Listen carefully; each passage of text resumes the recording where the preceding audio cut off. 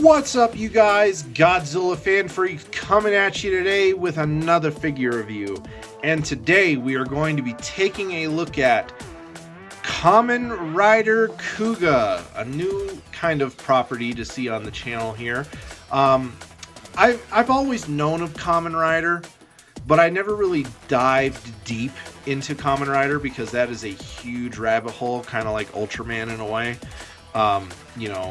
It's just, Kamen Rider started back out in the 70s and is still going strong today with like shows and versions and stuff like that. But me knowing about Kamen Rider, everything I would always see growing up in this fandom and everything like that, Kamen Rider wise versus the original, was this design. This design became very normalized to me. And it was basically my, what I knew to be Kamen Rider. And now later to find out in my life that it's actually properly named, this version anyway, Kamen Rider Kuuga, which is the first entry into the Kamen Rider Heisei era. And that came out in I believe Kuuga came out in 95, 96. Correct me if I'm wrong for, more seasoned Kamen Rider fans than myself. But I believe Kuuga started in 95 or 96. I do have Kamen Rider Kuuga on Blu-ray, the complete series, and I absolutely love it. I think it's amazing. And this figure of Kamen Rider Kuuga is not SH Figure Arts or anything like that. This guy was a model kit, and I forget the exact name of the model kit, but for those again who are more seasoned into those things probably know which model kit. And just because I've been, used to building Gundam model kit figures and everything like that, this was the cheapest option for a Kamen Rider Kuuga figure out there.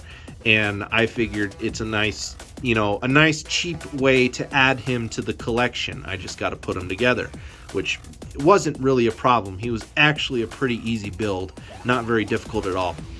But really happy with the end results. I always even add little touch accents to myself, on here. So it's like I have a Gundam pen, and so you can do like line groove detailing and stuff on these figures, and that was one thing I did for him here and there just to make him pop just a little bit more. But great figure, great representation of the character. There is a model kit of his bike, because Kamen Riders ride motorcycles. And so there is a model kit of his bike out there that I still need to pick up, because I want that to pair with this guy for sure. I just haven't done that yet. Otherwise, I'd include the bike in the review. But we're just going to talk about the figure. So, as far as paint goes on this guy, again, it's a model kit, so not much more is paint as it is just different colored plastics. But still, the color used here, we got a lot of blacks, reds, silvers, and golds. On the head here, which is mainly black, then you have these very nice, gold accents for the horn, around the face, silver down here for the mouth, and red for the eyes. His eyes actually remind me of like, tail lights on a car or something like that, which I think is actually how they ended up kind of making some of the Kamen Rider helmets. I think these were just kind of oddly shaped and cut tail light pieces for vehicles, just because they have that, pattern sometimes of all the dots and everything. Around his shoulders here, you have very nice gold, red for the chest and the shoulders, forearms more red and gold, red and black for his hands, silver for the belt, which is also nicely added. They had these stickers that came with the kit as well, so these are stickers, not necessarily painted. And then of course you have this red clear translucent piece for the belt. Black down to his legs, gold, red for his kneecaps, gold and red for his little ankle bracelets, and then black for his feet. So overall, all the way around, pretty simple coloring for Kuuga. As far as detail goes, again, I just love the head sculpt to Kuuga. I love the horns versus kind of the antennas for Kamen Rider. I do like the horns a lot better for Kuuga. And I was even thinking about collecting Kuuga's other forms, because Kuuga comes in different colors depending on like who he's fighting. His different colors like adapt his power basically. I think he has a blue one which is like agility, I think, if I'm remembering correctly, and that's like his dragon form. He has a green form which enables, I think, flight and like projectile weapons, and I forget what that one's called. And then he has his purple, he actually has a purple version that comes with like even more armor, and then comes with like a sword, and I think that's like his power version. I think that's like the most powerful version of Kuuga that there is as far as raw power is concerned. His red version here is pretty much his base, more or less. This is basically like your basic Kuuga. And then he also does have like a white version as well, but his white version is when like Kuuga is super weakened, or when Kuuga was like very first introduced. He wasn't as strong yet, or he's very weakened.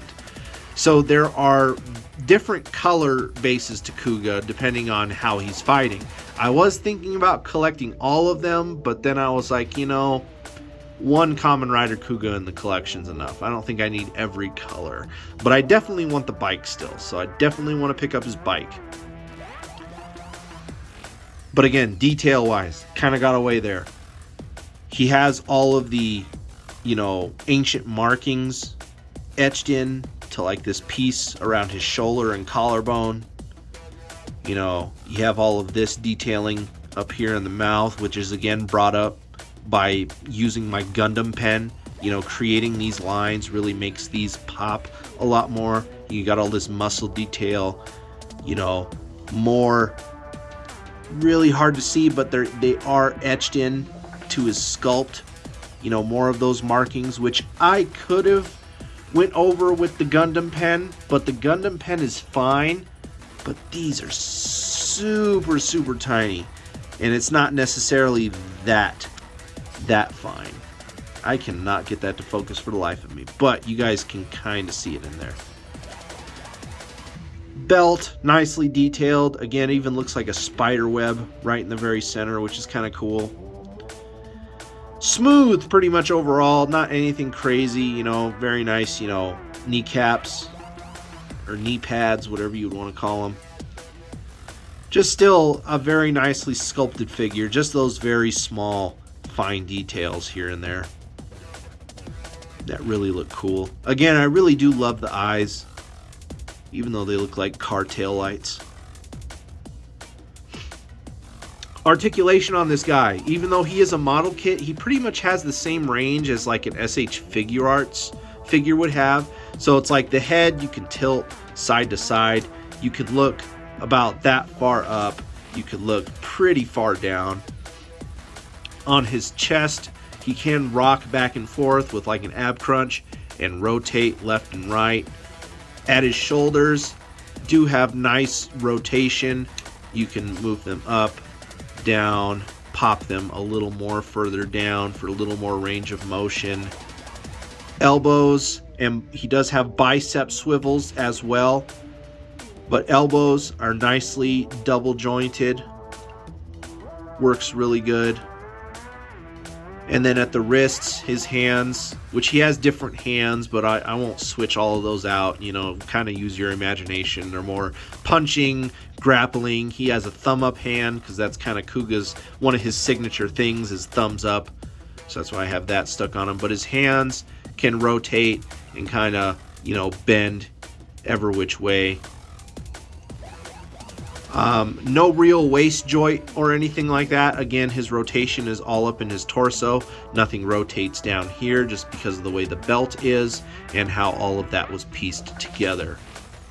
As far as legs go, move at his hips. They can kick outwards, they can kick backwards, they can kick out to the side very nicely. And you can't bring them down though, so that's all the range of movement there. He does have a swivel up here at his thigh, so he has a thigh swivel a little bit. Knees, again, double jointed knees, very nicely done. And then ankle rotation, little bit of pivot, and then he also has toe articulation as well. And you can tilt these feet downwards, upwards, however you see fit. So that goes over articulation for this guy. As far as scaling goes, he'll pretty much scale in well with anything 6-inch. So, you know, if you want like a giant-sized Kamen Rider Kuuga to go with your Godzilla figures or something like that, you know, he'll scale in well with like your Bandais. He does scale in well with, you know, again, Ultraman type figures, whether they're in SH Figure Arts or Bandai as well. Just to give you an idea, I didn't really pull anything extra off my shelves to show scaling with this guy, just because he is a model kit. But again, I can tell you for a general idea, he will scale in with anything within the 6-inch range. So anyway, you guys, that about does it for this review. We are Godzilla Fan Freaks. Hope you enjoyed my review on this Kamen Rider Kuuga model kit figure. Please comment, like, and subscribe. Don't forget to atomic blast that notification bell, atomic blast that like button. Don't forget to like and follow Godzilla Fan Freaks over on Facebook and Instagram. And like always, you guys, we are Godzilla Fan Freaks. Hope you enjoyed this review, and we will see you in the next video. Thank you for watching.